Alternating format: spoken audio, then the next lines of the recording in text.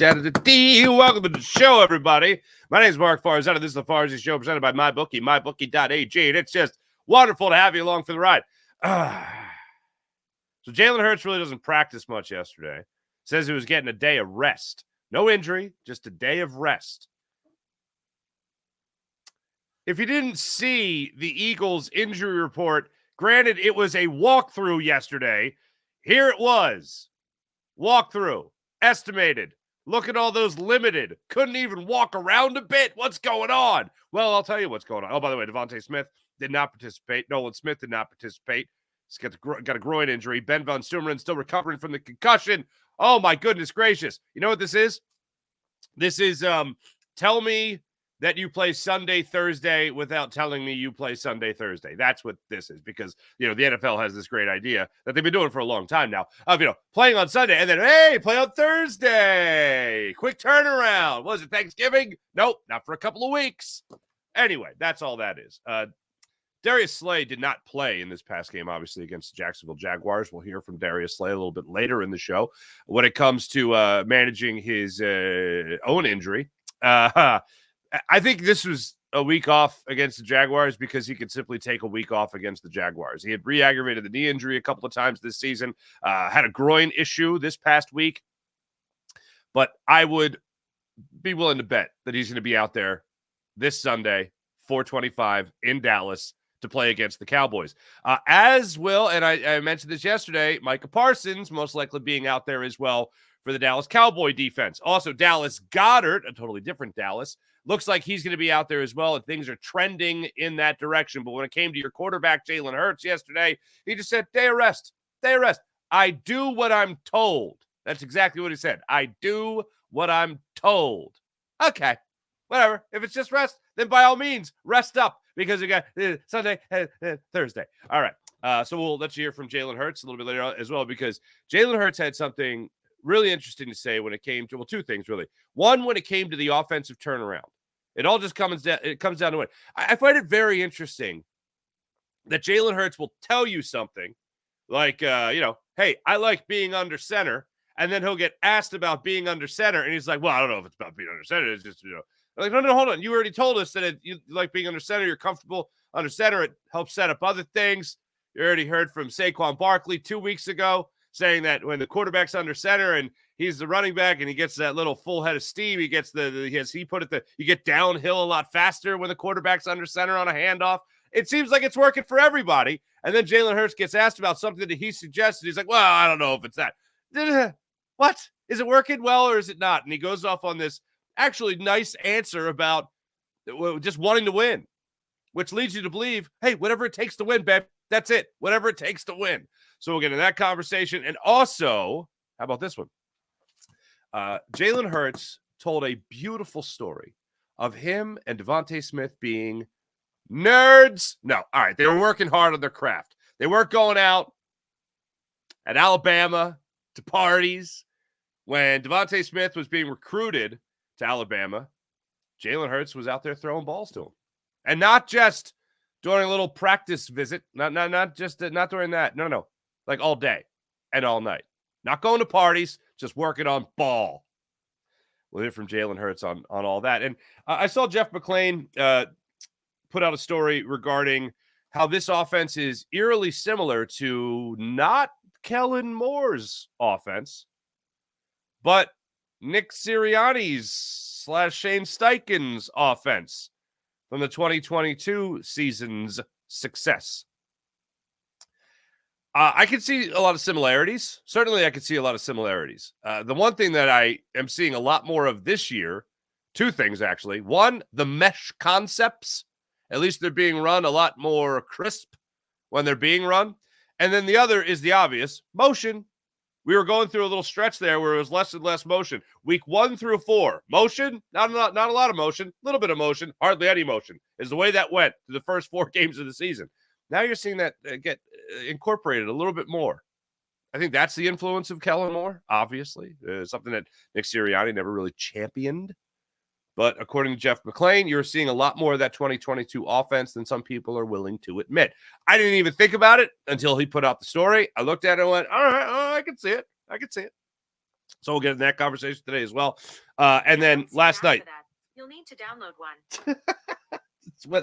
Why is it whenever I say that name, the head coach, my phone goes off? Sensitive phone, I guess. But the other thing we're going to get into is the 76ers last night. If you didn't see the game, because, it was at 10 o'clock, they're playing the Clippers. Paul George returns. Paul George makes his debut as a Sixer and then goes right and plays his former team the very next game. The headline, well, other than the fact the Sixers lost and got demolished in the third quarter, 33-17. Oh, God. And had 20 turnovers. Holy good Lord. 20 turnovers. That went into 27 Clippers points. But anyway, back to the headline. The headline was that Tyrese Maxey didn't play the fourth quarter because of hamstring soreness. So right away, my mind goes to, in the time that we're waiting for King Joel to get back, we're the time we're going to run Tyrese Maxey into the ground. Now, it's only been, 7 games?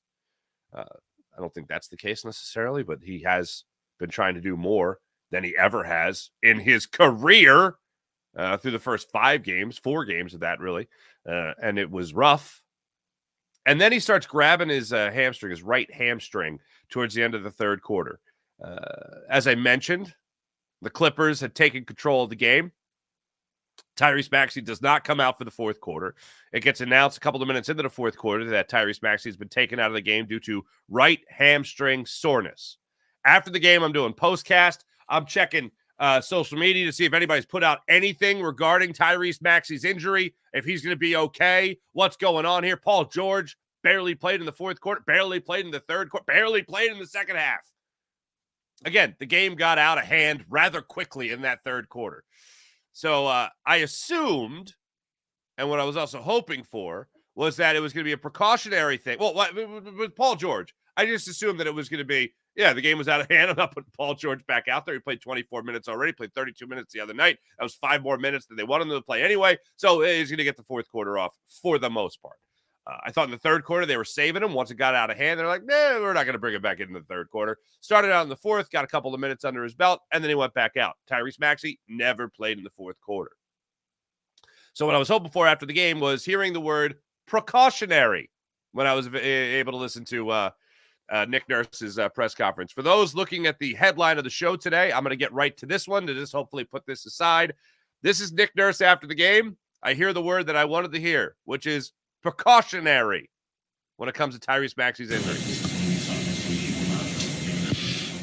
I don't think so. I don't have any idea at this point, but again, we're just really precautionary, right? He was feeling a little bit, and it was, again, the type of game that was not that much of a reason to try to push it through tonight, but we'll check it out tomorrow.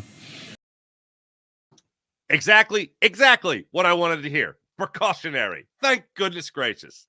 Because I would be furious if something happened to Tyrese Maxey.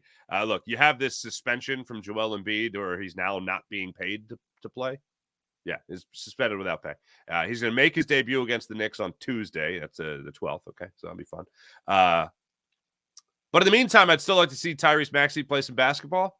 And I'd like to still at least see him get on the same page as Paul George, who, by the way, especially in the first quarter, looked pretty damn good last night. But as of right now, we'll wait for more information on Tyrese Maxey. But the word precautionary I found extremely comforting after this game last night. As far as Paul George's game went, certainly playing with a bit of a chip on his shoulder against his former team. He did get the possession boo treatment at Intuit Arena, $2 billion arena, paperless, as I found out last night, unless Paul George is at the free throw line. Then they hand out fake newspapers, I don't know, to the hometown crowd on the wall. Anyway, the place looks pretty awesome. But anyway, Paul George goes out there, knocks down a 3 right out of the gate, so he gets it going. End of the first quarter, the Sixers had 7 turnovers in the first quarter. Paul George had 6 points, Tyrese Maxey had 8 points. Going into that second quarter, Sixers were able to keep pace with the Clippers. Paul George knocked down a jumper that made it 47-46. 1 point lead there for the Clippers, unfortunately. And then George ended up closing out the first half with 12 points, 4 of 4 from the field, 2 of 2 from beyond the arc. Maxey had 12 points and then did not score the rest of the game. Norman Powell, who was on fire all night, had 15 points in the first half, 3 for 5 from beyond the arc. He was the anchor of the Clippers offense, more or less. Sixers had 18 points. They surrendered 18 points on 12 first half turnovers. So that kind of told you the story. Clippers opened up things in the third quarter, got an 11-2 run. Sixers called a timeout. They were able to get back into it thanks in large part to Kelly Oubre.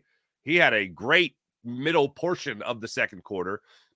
Sixers ended up storming back with a 7-0 lead, 7-0 run. They ended up closing the gap to a 2-point lead for the Clippers. And then James Harden happened. Knocked down a 3, got a 3-point play on a foul on the closeout by Gershon Yabusele.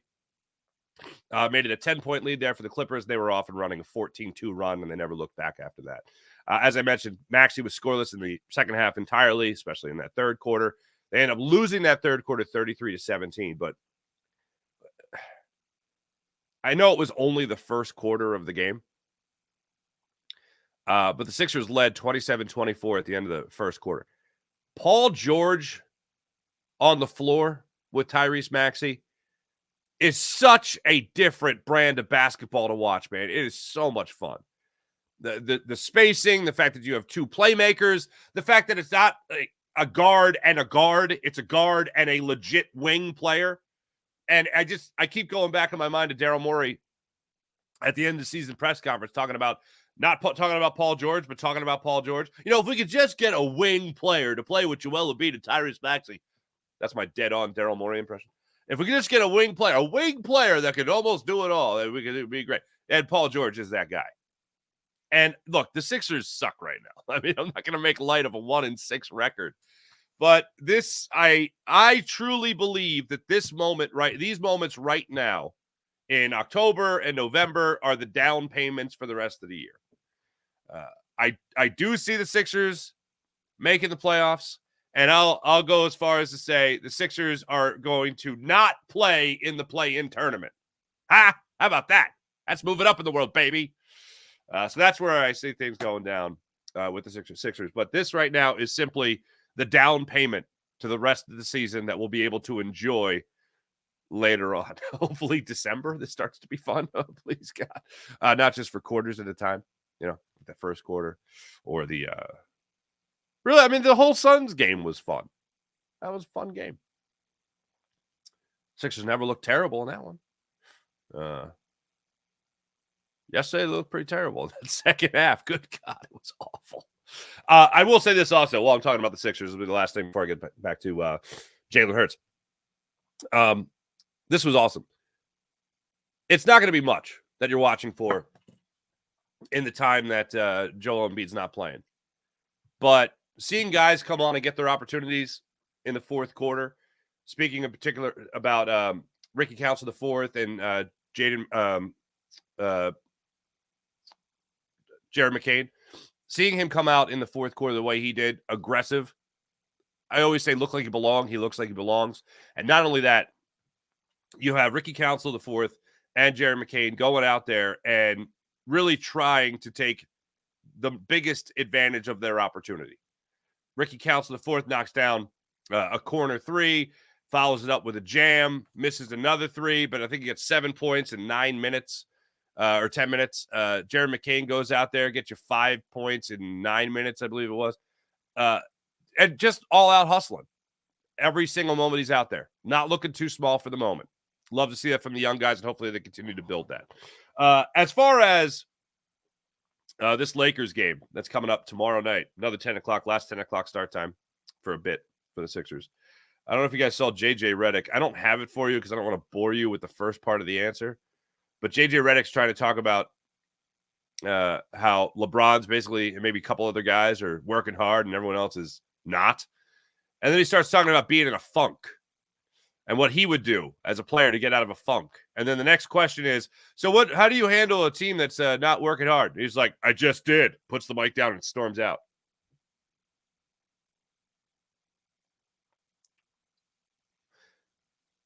Does JJ Redick think he won all those championships with the Lakers as a coach? Does he think he's Pat Riley already? Like, what's I never thought of JJ Redick as a humble human, but he's gone to another level after watching that as a coach. But yeah, the Sixers have that next. So hopefully turmoil.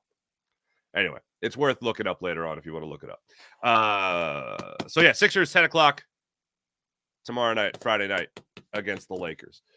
As for your Philadelphia Eagles, I'll reiterate just for the people in the back that maybe didn't hear it. I love this Eagles team. I am having a blast. I mean, look, they've won 4 in a row, so it's easy to say, oh, this is a lot of fun.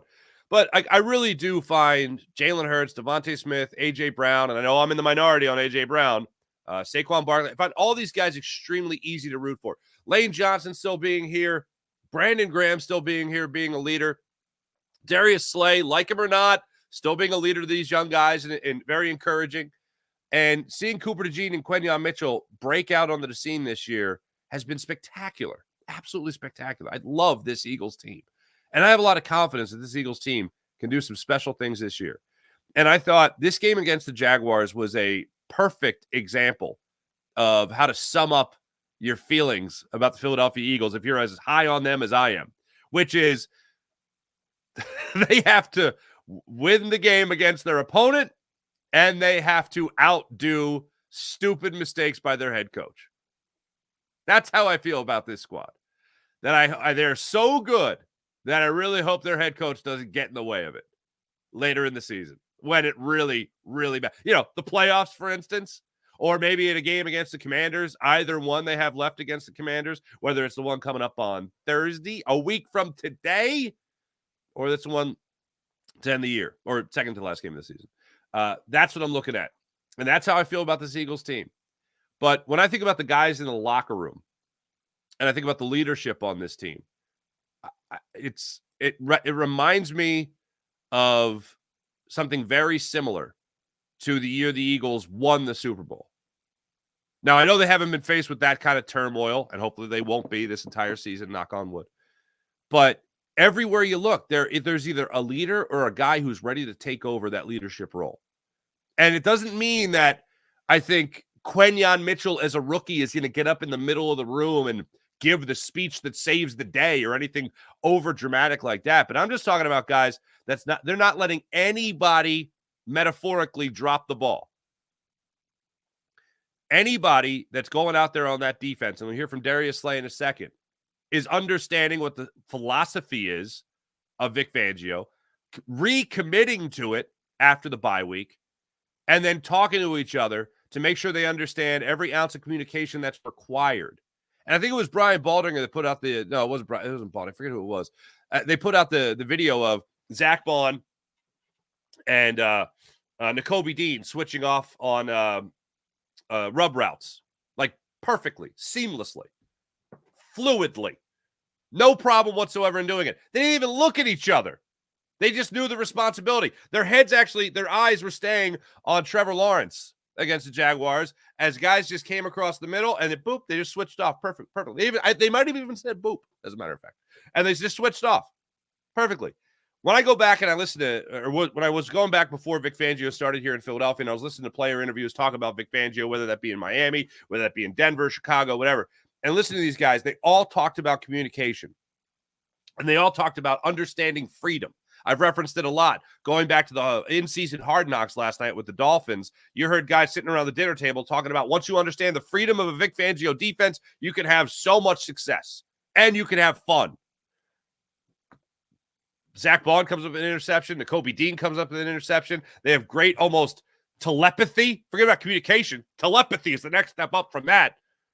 Just knowing where you're supposed to be. Now, you might say, oh, that's something you learn in, Pee-wee, Pop Warner, whatever. Well, at the NFL level, when there's two guys that haven't played together before this season, and one guy has barely played the linebacker position before, the other guy has barely played as well in the NFL. He's been injured through most of his career.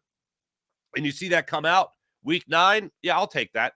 That's not something you're scraping for at the end of the season. That's in the middle of the year. I'll take it. But the communication has been off the charts. And you have guys just ready to step up and be leaders.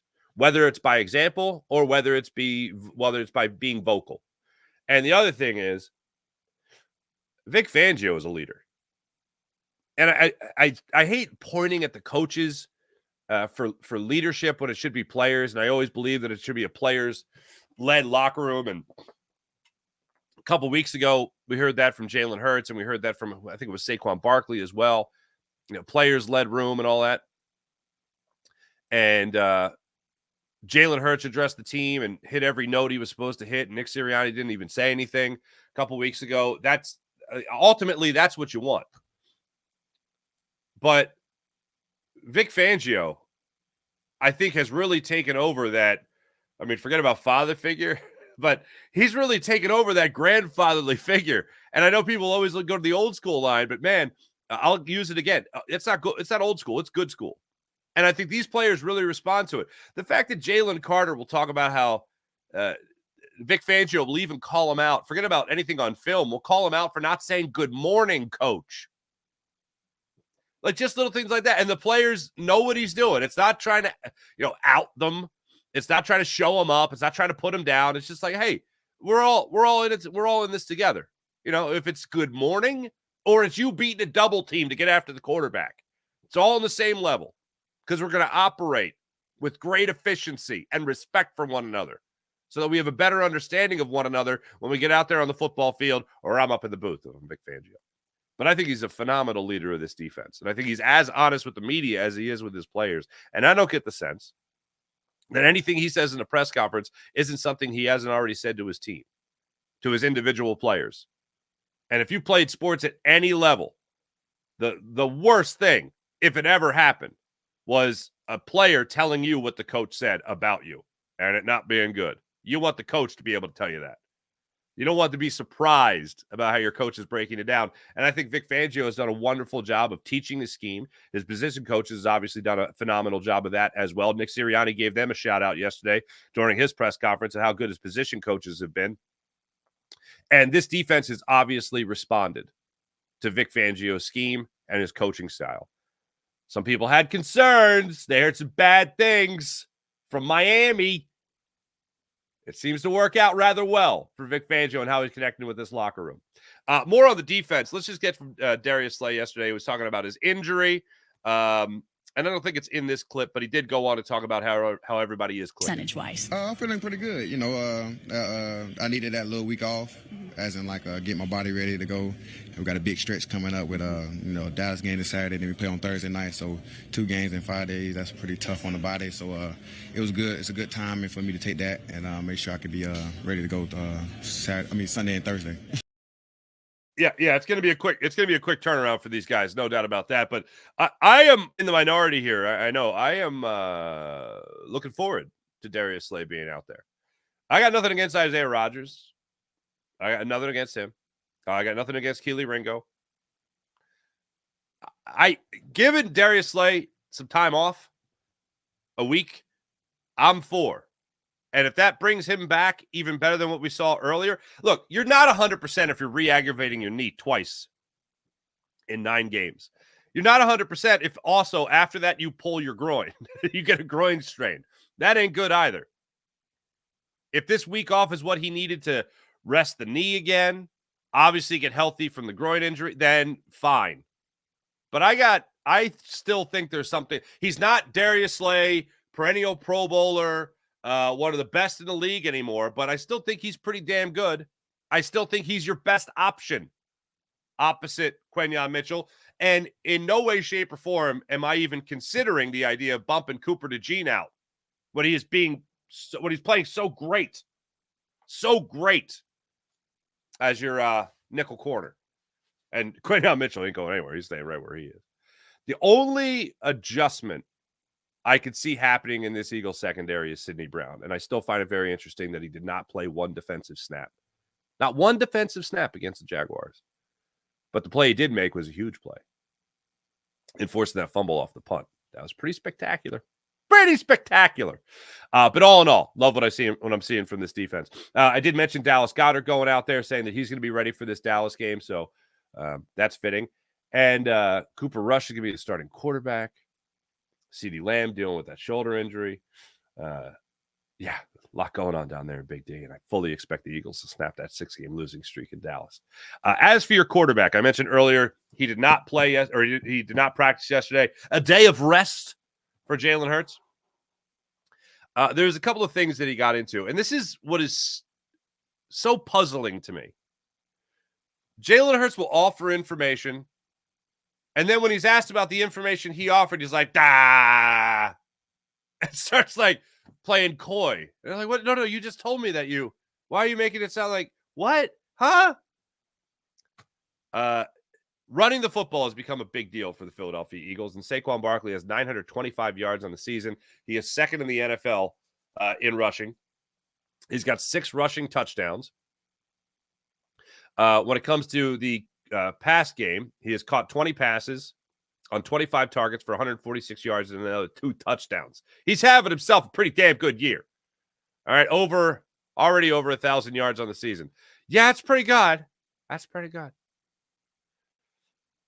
Eagles have certainly been taking advantage of Saquon Barkley being out there. Lane Johnson has come out and said, I think it's a matter of having Saquon Barkley back there and realizing it and giving him the football. So Jalen got asked about being under center and running the football more. And here's the way. Hey, how much is running the football and being under center help this offense? I like to win. I don't. It's not a specific formula for it. That's what I love. That's what I enjoy. I know my teammates enjoy the same thing, but there's a process to that.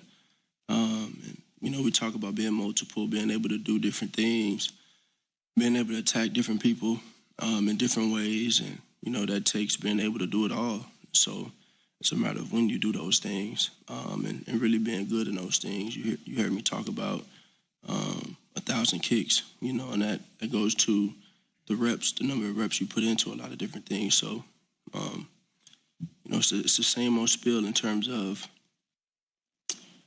building a rapport, getting in sync because, it's a challenge when things change often. Yeah. So you're good when you run the football. We've talked a lot about identity, a conversation I hate, but people make a big deal of it. I like the identity of winning. Like, that's the only identity that matters. Being a winner and not being a loser. That's it. That's the only thing that matters. However you get to that, as Jalen Hurts points out there, despite the fact he's the one pointing out being under center helps the run game and himself, running seems to be the way you do it. As Jalen Hurts says, though, there's no strict formula for it. It's whatever it takes to win. That's the message I get out of that. What's this team's identity? Whatever it takes to win. Now, you want to make comparisons to the 2022 Philadelphia Eagles? That's the one comparison I'd love to draw. By the time this season's over, I would love to draw the comparison. Because what I always said about the 2022 team that made it to the Super Bowl was that, oh my goodness, great, look at this offense. Oh, this team, look at this defense, how well they're playing. They're getting after the quarterback, 70 sacks. Oh, what's this team's identity? They didn't have one true identity. Their identity was the only one that matters. Winners. They needed to play a phenomenal game defensively to win. They were a defensive team. They needed to run the ball to win. Oh, they were a ground gaining team. They needed to air it out with Jalen Hurts. Oh, they aired it out with Jalen Hurts. Jalen Hurts needed to scramble. Whatever the case was, whatever they needed to be, they were a chameleon. What's their identity? I'd rather have a team that's a chameleon. And that's exactly what Jalen Hurts is talking about right there. Being a chameleon team. Yeah, sure. Is running working right now? Yeah. There's a time when the NFL is going to adjust to it. There's a time where they're going to have enough on film and they're going to be watching it later in the season. Maybe the second time you see the Cowboys, maybe the second time you see the Commanders, or they might crack the code on you. And that could come down to the wire, especially when you're talking about a matchup against the Washington Commanders. But for me, I look at this Eagles offense and I say, yeah, they can do pretty much what they want right now. And if they're not turning the football over, then they're going to be spectacular. That's why Jalen Hurts had to, speaking of cracking the code, had to crack the code on not turning the football over. Taking the pressure off of him and knowing that you have another player that's going to break one loose. I don't know if you guys saw it or not, but I think it was Lane Johnson, or maybe it was Jalen Hurts mic'd up from this past game against the Jaguars. And Saquon Barkley makes the insane no-look leap, the no-look hurdle. And Lane Johnson is running by Jalen Hurts. And Jalen Hurts is like laughing at how amazing Saquon Barkley is. And Lane Johnson says something to the effect of, he's superhuman just like you. Says that to Jalen Hurts. They're both looking in awe at Saquon Barkley and the no-look leap. And Lane Johnson looks over at Jalen and says to him, as he's walking next to him, he's superhuman just like you. You get two of those superhumans on the team. And then you got a couple of Batmans, a swole Batman and a skinny Batman. Yeah, I'd say this offense is pretty set. When you do look at this Eagles team sitting at 6-2, you do think about, I mean, Atlanta, it could be easily 7-1, but just not meant to be. Oh, I think let me make sure I got this order right. Week 16, you got Washington at Washington. Week 17, you host the Cowboys. That's December 29th. And then the last game of the season, which is always TBD, is against the New York Giants. So hopefully by then you're resting starters, baby. As far as using Saquon too much, I know that's some people's concern. Right now, Saquon Barkley is on pace for about 333 carries on the season. That's a lot of carries. In each season that he's played 16 games in prior to this season, where hopefully he plays 17, knock on wood, he has never gone over 295. And this is just carries we're talking about. His rookie year, he was about 350 touches. That's a lot of touches. 2022, he had 295 carries and 57 receptions. That's a lot of touches. I would love to see a game where you barely have to give him the ball. I'd love to see that. If you get into a situation where you're up again in the third quarter substantially, and Saquon's only had 15 touches, let's say that's the case, pardon me. If that's the case, great. Then Kenny Gainwell, Will Shipley, save that man, because I do believe it matters. Well, am I concerned about it right now? Should anybody be concerned about it right now? I don't think concern is the right word, but I think it's something to keep an eye on. It's like I don't fear him getting 330 carries, but I respect it. You know what I mean? So I'd love to see that. One more thing from Jalen Hurts yesterday. This was awesome. So obviously they were there at Alabama, and Jalen Hurts is helping recruit DeVonta Smith. And well, I'll let Jalen Hurts tell the story. The questions from Ruben Frank of NBC Sports Philadelphia, and the questions about getting on the same page. And I think this is part of how Jalen said after the win against the Jaguars in his post-game press conference, he's asked about the touchdown catch by DeVonta Smith and getting on the same page. And I says, that's a throw that I missed in practice, the throw I missed earlier in the game. And I didn't really know where DeVonta was on that play, but I thought, let me just put this in a place where I think only he can get it. And that's exactly what he did. And it's through repetition that he was able to understand where his receiver was going to be on that. And his receiver, and the repetition dates far back to their time in the NFL, before their time in the NFL. Here's what Jalen Hurts had to say about getting on the same page with DeVonta Smith. Symbiotic connection. There's never a point where it just snaps. It happens. You just build and build and build. And we've been building for a very long time. It dates back to his recruiting visit to Alabama, where we didn't go party, we didn't go do anything. We had no interest in doing anything but ball, and we threw routes on there. And those are the little stories that I hold near and dear, because those are the things that change the trajectory. And honestly, those are the small things that helped this team this year. Oh yeah, we didn't go party. We just went out there and ran routes, and I threw them balls. Nerds. No, that is like, I want guys that are just absolute nerds about football. And that to me is what really does make this team, this offense special. And you think about the relationship between A.J. Brown and Jalen Hurts. And now you think about the relationship between A.J. Brown and DeVonta Smith. And then, hey, look, if you're awesome, you can become fast friends. Saquon Barkley, pretty awesome. And then you have a great offensive line that seems to be struggling a little bit as of the last game with the tush-a-push. And you're going to have some special things fall into place for you. But what you're seeing at the NFL level is not just teammates making things work, but it's long-standing relationships on and off the field that are bearing fruit right now on the field and have. It's not like this is new where DeVonta Smith just got good or Jalen Hurts just understood he's got DeVonta Smith. No, they're talking about DeVonta Smith, 1,000-yard wide receiver, 1,000-yard wide receiver. A.J. Brown, 1,000-yard wide receiver, 1,000-yard wide receiver. And now throwing in the phenomenal talent that is Saquon Barkley.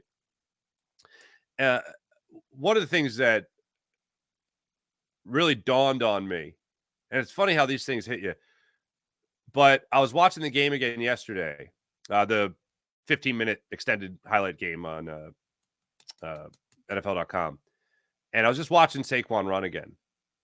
And it like reoccurred to me that Saquon is an Eagle. Like, obviously I know it, but it's just like the guy that I admired, and I really did, as just a phenomenal talent, running for the Giants, running at Penn State, and just watching him. It's just dazzling what the talent he has on the receiving game, obviously in the run game. The grace that he runs with, it's like effortless.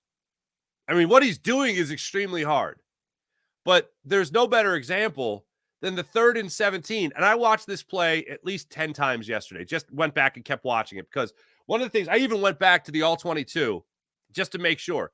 I was curious to see whether or not Jalen saw the defense and then checked it, and he did not.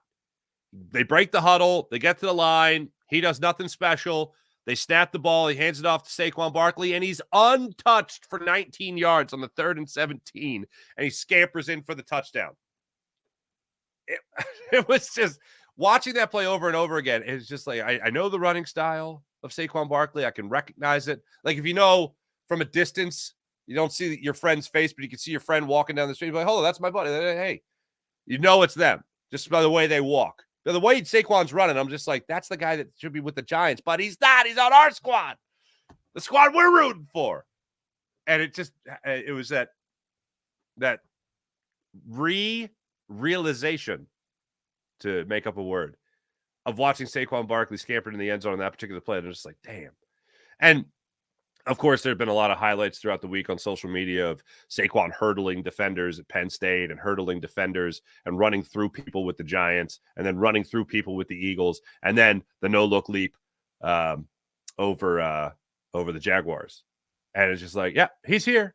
He's totally ours. And not only that, he's wearing Kelly green. Oh, it's a beautiful thing. Derrick Henry's having another phenomenal year. With the Baltimore Ravens at 31 years old. Christian McCaffrey's about to come off IR. I mean, you're talking about the best in the business right there, those three. And the Eagles got one of them. I mean, the Eagles, Jay Ajayi was good when the Eagles traded for him. LeGarrette Blount was the short yardage guy you knew he'd be. I mean, you got to go back to, DeMarco Murray, I did not have high expectations for. Talk about a guy that was coming off of 420. Man, we're concerned about Saquon Barkley. We're concerned about Saquon Barkley at 333 carries when DeMarco Murray had 420 touches. Maybe it was 425 with the Cowboys in his last year with them, before the Eagles got spurned by, oh man, I'm blanking on his name. Oh, well, he was an Eagle, but he wasn't. Let me see this real quick. 392 carries with Dallas. 392 carries with Dallas in 2014. 193 carries with the Chip Kelly Eagles in 2015. And then the following year, he had another 1,000-yard season, 1,200-yard season, actually, for Tennessee. That's the way that one shook out. Oh, yeah, that was the last year of Chip Kelly. Wah, wah. Oh, to go down memory lane. How beautiful it is. Memory lane. Anyway, so I'm pretty excited that Saquon Barkley's here because he is really good at football. Hey, let me tell you about the people on the Game Time app. Download the Game Time app to your phone. Create an account. Use promo code Farzy. Get $20 off your first purchase. So I just saw a funny comment.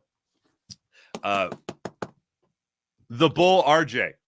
Great comment. I'll get to that in a second. But hey, Game Time app. Download the Game Time app to your phone. Create an account. Use promo code Farzy. Get $20 off your first purchase. Want to go to the game? Want to go to the concert? Want to go to the comedy show? Download the Game Time app. And how about this? When the Sixers play the Knicks at home with Joel Embiid ready to make his 2024-2025 season debut, why not go to the game using the Game Time app? Because there's nothing like the thrill of being in the stands when there's a thunderous jam thrown down.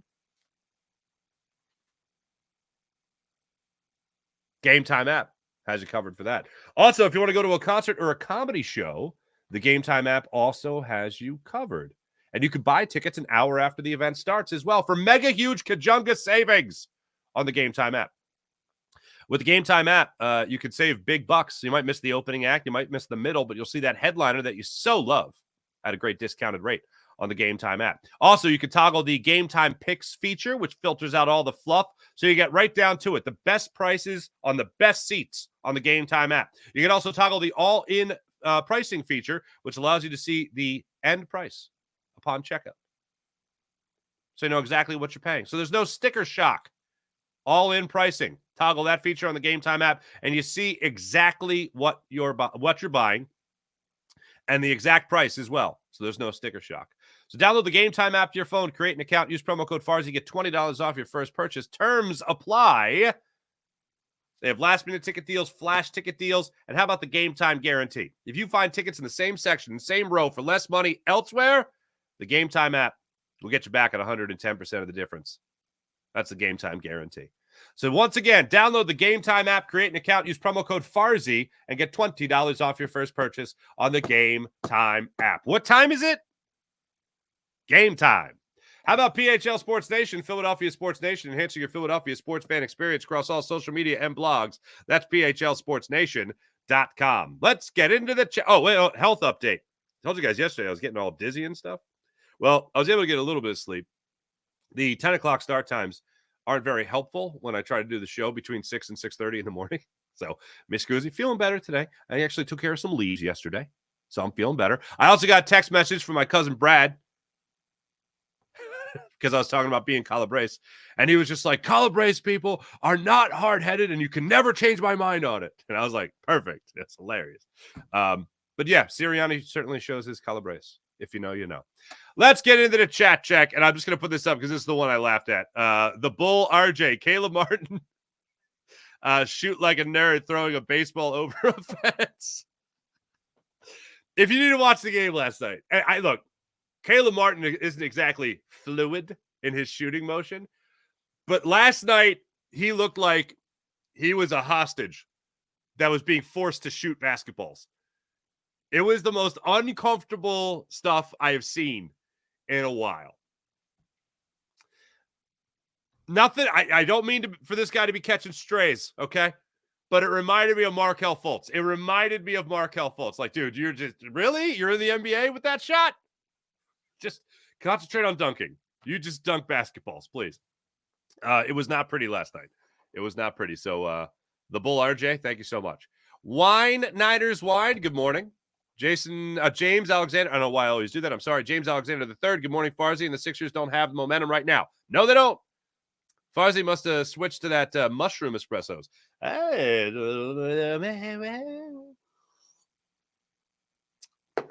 Damn good.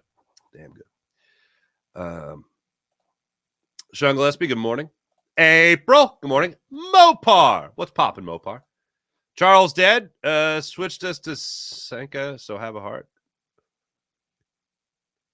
What? Shanna Moon. What's up, Shanna Moon? Good morning. What do the Eagles and Sixers have in common? Coach is named Nick. Is it time to panic for the Sixers? How about Buddy Hield flourishing with the Warriors? I know he hit the clincher last night. What did he drop in total? God, I hate the Celtics. I hate the Celtics so much. But they lost last night. Their second loss of the season, 18-12. What did Buddy Hield do?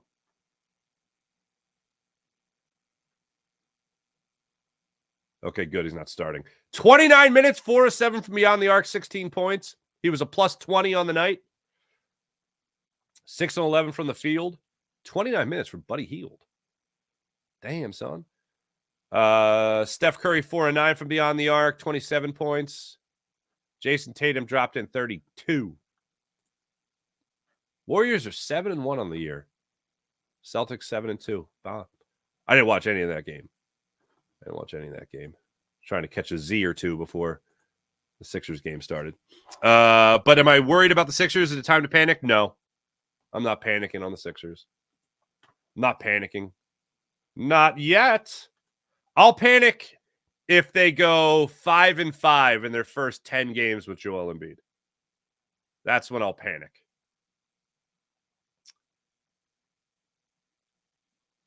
Yep, Sixers last place, them and the Milwaukee Bucks. I'm going to go ahead and also assume the Bucks aren't going to be a one-win team for much longer. Cavs are 9-0, the last undefeated team in the NBA. Celtics 7-2, Pacers 4-4. Yeah, it's. I'm saying it. I'm going to say it. Sixers are going to be a playoff team and not a play-in tournament team. Huh? How about that, babe? What do you think of that? And I bet Shane, I'm not calling you babe. I'm just the general royal babe. Sean Kilray, good morning. Speaking of the Sixers, 76ers are now a real poop show. And you can't argue that with the porcelain doll out, Farzy. Nope, you can't argue that at all. It sucks. Folks, they lost 33-17 in the third quarter. I forget what it was in the fourth quarter. It didn't even matter at that point. Sean Keller, interesting. Saquon Barkley has matched his total offensive player of the week awards in just 8 games with the Eagles, equaling what he achieved in 6 seasons with the Giants. I didn't realize that. Sean Keller, that's amazing. Yeah, by the way, Saquon Barkley, player of the week. That's pretty damn amazing. Jason A., what's going on? Sixers make me sad. At least PG looks okay. I think the same, Farzy, we are going to suck at first. Yes. The Sixers are going to suck for a while. You know, if Joel Embiid comes back against the New York Knicks, who, by the way, are 3-4 on the season, if he comes back and they spank the New York Knicks, I'm going to feel a hell of a lot better about life. That's how I'm going to feel. Jalen Brunson's 25 a night. Karl Anthony Towns 23 a night. Bridges, Anunoby, Hart, McBride, all in double digits. Oh, that reminds me. I mentioned the young guys coming out for the Sixers. Can we just acknowledge and give him a pat on the back for a second here, Andre Drummond so far this season? Like, he hasn't been spectacular, but for Andre Drummond, he's been pretty damn good. And for taking over for Joel Embiid, this is a guy that played 17 minutes a game last year for the Bulls. 17 minutes. In October, I think it was at 22 minutes. No, it was at 27 minutes. So a full 10 minutes more a game. And then this month, I think it's down to 25 a game. Like, this is way over his head. And he's doing whatever he can to try to help you. And last night, they tried to take a 3 away from him. His first 3 in 5 years. Oh, NBA, you SOBs. He knocks down a 3. They then convert it to a 2. And they're like, no, wait, it was a 3. And they go back to a 3. Like, it changed. Snip, snap, snip, snap, snip, snap. Changed 3 times in the game. My man stands on the wing, foul line extended, gets the gets the kick out, rather. Gets the kick out, stands there, has his foot over the line, and goes, no, I think I'm going to knock down this 3 I've been working so hard on. Pulls his foot back, launches from 3, Swish. And then everybody was rejoicing. And then they changed it to a 2 and then back to a 3. Thank God. But he knocking down threes now. My man, pots and pans. So, yeah, shout out. This is an appreciation message for Andre Drummond. Keep on keeping on. Joel's on his way. Barkley is amazing to watch as Jason today. Can't believe my eyes that we have him sometimes still. It is amazing. Brian Pumper. Yeah, you notice it in Eric Gordon? Oh, I don't have my no, forget about it. It's not worth it. I'm not getting up to get my Fisher Price basketball. I swear, anyone who comes to the Sixers forgets how to shoot. It's happened to like every free agent. Yep. Why Niners won? Flyers may stink, but at least their players play. Unless they're benched. Looking at you, Matvey Michkov. He's pretty good, though. Did Nick Nurse lose his playbook? Oh, yeah.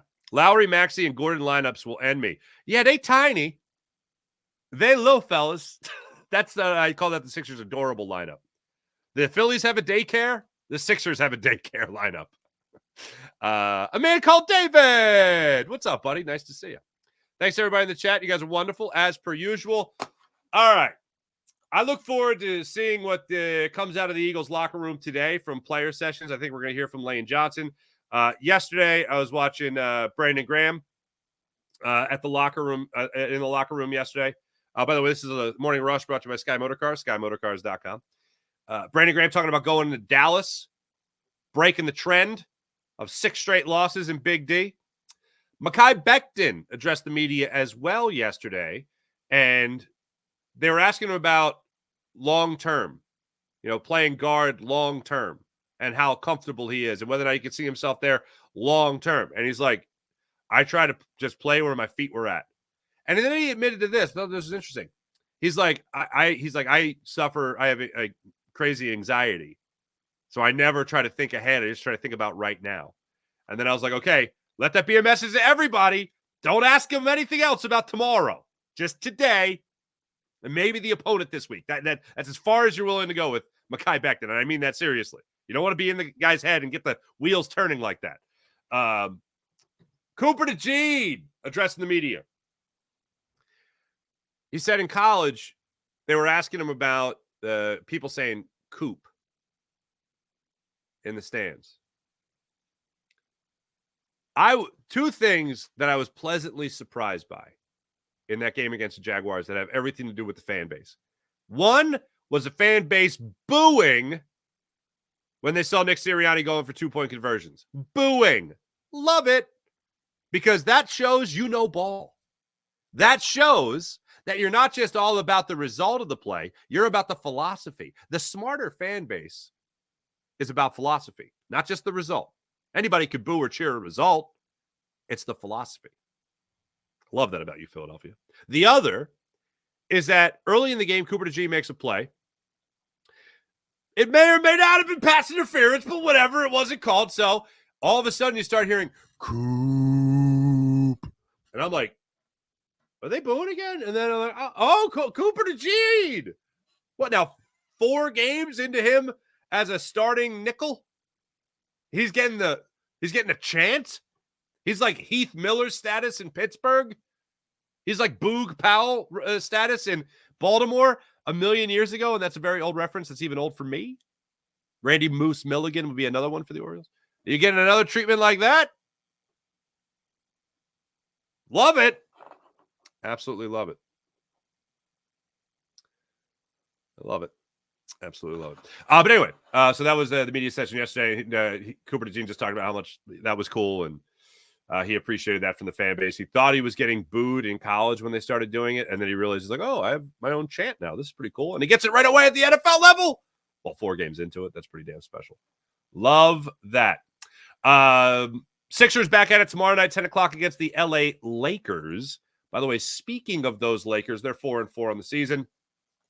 And they're coming off apparently a no-heart loss to the Memphis Grizzlies at Memphis.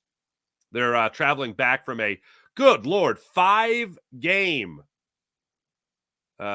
West Coast or East Coast trip. Well, they got Toronto or Detroit in there as well. But yeah, they'll be heading back from Memphis to LA. They're already back. And then they got the Sixers tomorrow night, 10 o'clock, 4-4 on the season. Come get some, LA Lakers. See what you guys got going on there. Dare I say it, your Philadelphia Flyers, who are not very good at hockey, unfortunately. They're back at it tonight, 7:30 puck drop against the Tampa Bay Lightning. That's going down tonight, 7:30. Tampa Bay is 7-6-0 on the season. Philadelphia Flyers 4-8-1 on the year. Let's go Flyers. Oh, hey, here's a little fun announcement. Two things. Well, let me just say the one thing. I will be back with the Philadelphia Wings this season. I'm very much looking forward to that as their PA announcer. That is so much fun for me. And lacrosse is awesome. I never really played because I have zero eye-hand coordination. I can't even cradle. It's an embarrassment.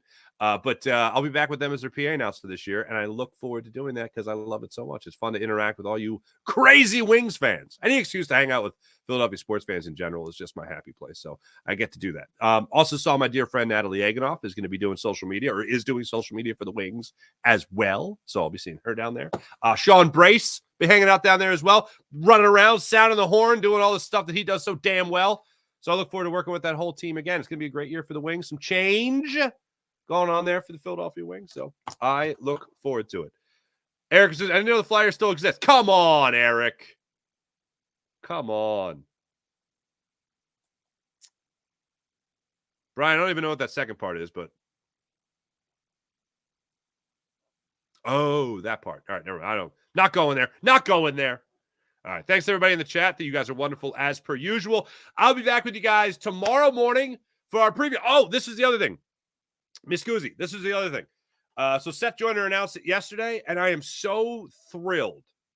One of my favorite people ever on planet Earth, Ray Didinger, is going to join Seth Joyner, Derek Gunn, and myself and me at Parks Casino in Bensalem for Eagles pre and post this week on the Seth Joyner Show YouTube channel. How great is that? That's amazing, is it not? That's fantastic. I look forward to seeing my dear friend Ray Didinger, catching up with him. So don't miss that as well. Make sure you guys like and subscribe to the Farsi Show. Make sure you guys like and subscribe to Jacob Media. Make sure you guys like and subscribe to the Seth Joyner Show YouTube channel. Make sure you guys like and subscribe to Locked On Sports Philadelphia YouTube channel, where yours truly is bringing you your 76ers postcast after each and every game, just like we did throughout the Phillies season. Hopefully bigger audiences once they come back. Still in the first year of existence, you know what I mean? But hopefully when they come back to the East Coast, we'll be growing that audience. Thank you guys. Appreciate you. Is he now the only Diddy? I think Ray Didinger is the only Diddy now. I was debating whether or not to ask him that question. I don't think I will. Anyway, thanks for watching. Thanks for listening. My name is Mark Farzetta. Like and subscribe to the Farsi Show. Catch you guys tomorrow morning for our official Eagles-Cowboys preview. See you guys then. Have a wonderful Thursday and all that jazz. See you guys later.